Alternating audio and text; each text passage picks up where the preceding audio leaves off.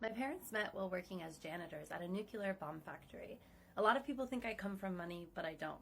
The nuclear bomb factory did eventually promote both of my parents from janitors to higher paid positions, but eventually it was closed down and turned into a nature reserve by the time I was 9 years old.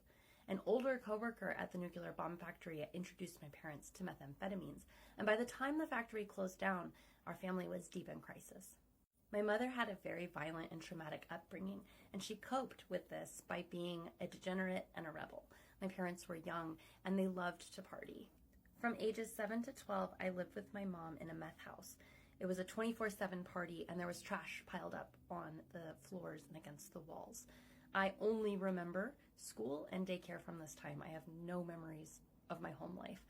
I know that I didn't brush my hair because people would often comment on it, and I often fell asleep in class and I began to fall behind in school.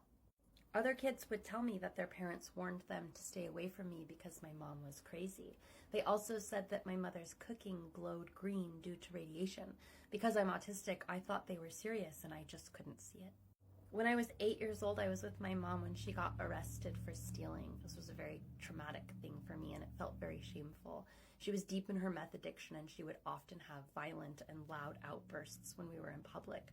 I became withdrawn and I began to develop severe social anxiety. After a long and drawn-out custody battle, my mother's best friend actually testified against her in court. And this is because she would often leave us with strangers, sometimes knocking on random people's doors and saying, "Can you watch my kids for a minute while I go to the store?" and then not returning for several days. And these people would have no way to contact her, and my mother's friend thought that this was deeply inappropriate and ended up testifying against her.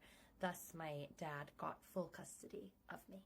From the age of 12 on, I lived with my dad. He was an extremely hard worker. He was sober. He's a very good person. He built up several businesses, and they were successful for a time, but eventually he lost everything due to shady investors. And even though we lived in feast or famine, this was the best part of my childhood, and it was safe. I started working full-time at 15, and I basically have not stopped since. I have gotten help with cars. I've gotten 2 used cars, and he helped me pay my medical bills when I tried to kill myself. He still pays my phone bill, and he's extremely emotionally supportive.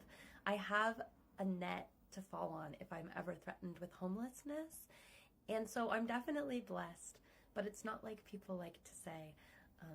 I definitely don't come from a lot of money.